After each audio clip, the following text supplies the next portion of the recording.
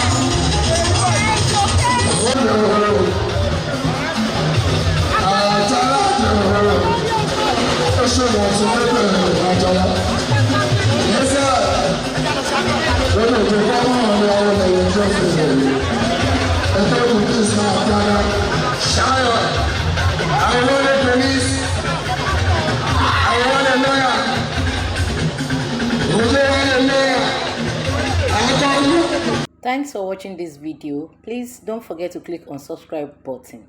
Kindly comment and share. We drop new videos daily. Thank you. God bless you.